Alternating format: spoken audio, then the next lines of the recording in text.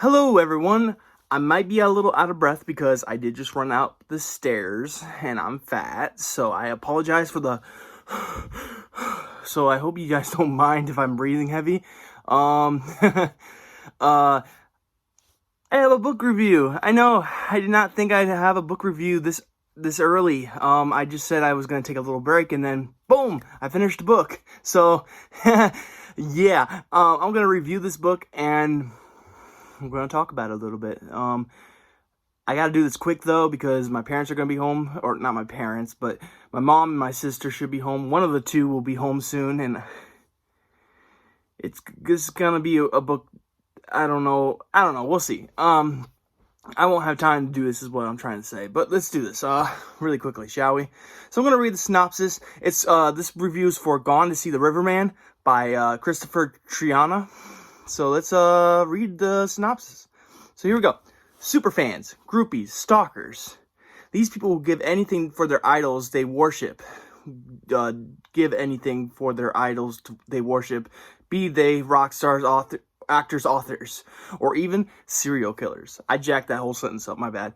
Lori is just such a fanatic. Her obsession is with Edmund Cox, a man of sadistic cruelty who butchered more than 20 women. She's gone so far as to forge a relationship with him, visiting him in prison and sending him letters on a regular basis. She will do anything to get close to him, so when he gives her a task, she eagerly accepts it. She has no idea of the horror that awaits her. Edmund tells her she must go to his cabin in the woods of Killian and retrieve a key to deliver to a mysterious figure known as the Riverman. In her quest, she brings along her handicapped sister, and they journey through the deep, dark valley, beginning their trip upriver. The trip quickly becomes a surreal nightmare, one that digs up Lori's personal demons, and ones she feels bonds her to Edmund.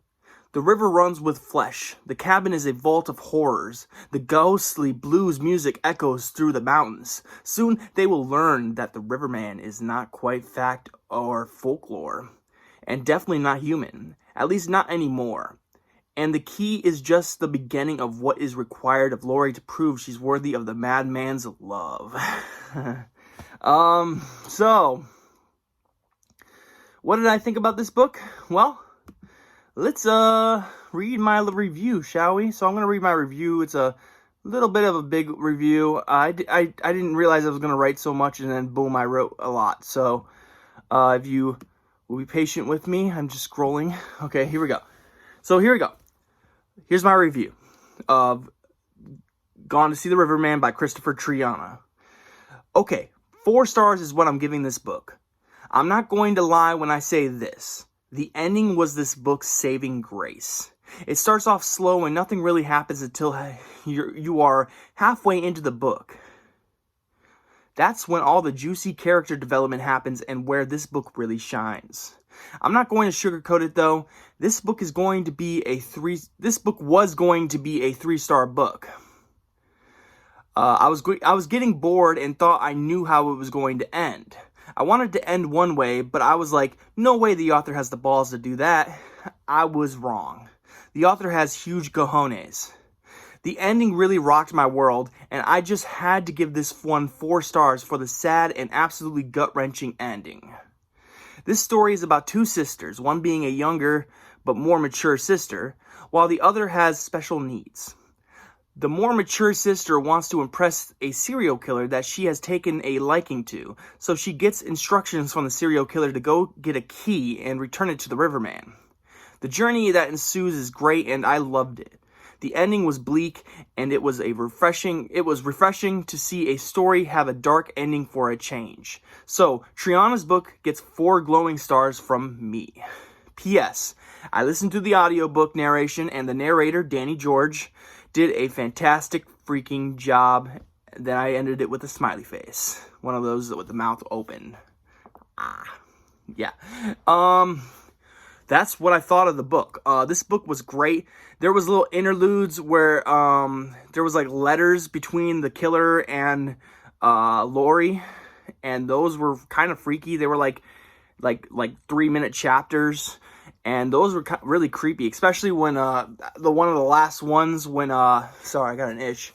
One of the last ones, I'm not gonna give it away, but the serial killer is describing one of the reasons why he has such odd perversions, and it's pretty creepy. Yeah, but I am not gonna lie, this was gonna be a 3-star book for me until the ending. The ending was just so bleak and dark, and I liked it a lot. It's so refreshing to see an ending that doesn't end with, oh, the good guy prevails and happily ever after. Yeah, no. And you don't even care if the good guys win, because there is no good guys in this book. There's only one good person in this book, and I'm not gonna say who it is. But this book ends dark. This is a dark read, and it has a lot of taboo things in it. So if taboo things aren't your thing, I'm not saying it's my thing, but it's definitely, it might be a trigger to some. I'm not going to say what it is because I don't want to ruin the book. But there are some taboo things in this book that if you cannot stand anything taboo, then don't read this book. But everyone else, this is a great book by Kristopher Triana. This is my first Triana book. I have a full brutal and body art by him that I've been meaning to check out. And then there's one more, the new book he just wrote. What was it called? It has a werewolf, 13 Coyotes. So there's that one too. So Kristopher Triana has been blowing up lately. He's been coming up with some great stories. Everyone loves this one, and I didn't see why until the end, you know? And yes, it was the saving grace. The ending was amazing, phenomenal. I loved it. 4 stars. I was leaning towards 3 and 4. I was going to give it 3.5. But the ending was just fantastic, so I'm just giving it a 4. It deserves it. It probably deserves more than just a 4, but it wasn't my favorite read. You know what I'm saying? If I had to give it a knock, there wasn't really that many likable characters. But at the same time, you don't really need likable characters in order to have a good story. You know what I'm saying? So I liked not having to root for anybody, really. I just wanted to see what happened to these people. You know what I'm saying? So scratch that whole character thing I said. You know, I don't care if you have no characters to root for. I don't care. Like one of my favorite books is Billy Silver by Daniel J. Volpe. And yeah, I don't think there's a single character in that book you can root for without having a good conscience. So, yeah. So basically what I'm trying to say is you don't need rootable characters, or you don't need to be able to cheer for a character in order to like a story. Like, I don't need an angel or a perfectionist, or I don't need someone whose life is going well, or someone who comes out and on top. Yeah, I don't need that all the time, you know? And it's just such a relief to see something different in the horror genre, because I've been reading a lot of books where it just ends up like a Stephen King book, you know, where the good guys prevail, and yeah. I mean, it's sometimes the good guys don't prevail, you know what I'm saying? And those stories are good. Of course, not everyone likes those type of books. Not everyone's going to like the ending for this book, but I think this ending is its saving grace. I think this book's ending is just phenomenal. So that's my review for Gone to See the Riverman by Kristopher Triana. Hopefully I'm saying his name right. I heard that's what the narrator said. That's how the narrator pronounced his name. So yeah, Kristopher Triana, I just want to congrats on the great book. You did a great job with this one. Yeah, I don't have much else to say. It was a really good read. Excuse me, I just drank some milk, so I'm burping now. I should really end this video before it gets worse. I hope you guys enjoyed the video. Like I said, not going to be producing too many videos,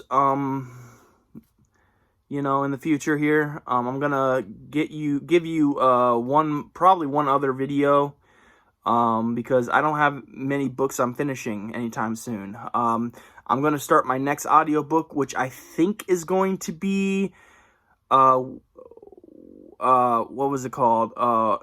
When the River Runs Silver or something like that. The River Runs Silver. I don't remember what it's called, but it's by Christina Morgan. It's the, oh, I don't know which one it is, but it's one of the splatter westerns. It's the only audiobook that's available right now, I think. They should really do more audiobooks, if you ask me. Because, I mean, I haven't checked it out, so I don't know if it's good or not, but it's 5 hours long, and when I put it on 1.5 speed, it's probably going to go by in 3 hours. So I'm really excited for this book. It will be my third splatter western. I have Dust, a signed copy of Dust from Chris Miller. And then I have I have a bunch of the splatter westerns on my phone or my Kindle app. So I intend to read them all soon. I'm just waiting to get back into the western vibe, and who knows, maybe this book will get me back into sorry, I got a kernel in my mouth. I had a kernel in the last video too. What was I saying? I think I need to end this video before I go on a rant or a tangent or something, you know, a tangerine, whatever. Yeah. This is a good book. I really, really liked it. 4 stars though. 4 stars is a good rating, I think. I know a lot of people are probably gonna either tell me it's 5 stars, or they might go in the opposite way and say it's 3 stars or 2 stars, or maybe they didn't like it, you know. I can't see why you wouldn't like this book. I mean, I guess I could see why you might not like this book, but it's for the wrong reasons. I think this is a really good story, and I enjoyed it. So I hope you guys enjoyed the video, and I hope you guys have a great day. I hope you have a spooky night, and I will catch you in the next video. Peace out, y'all.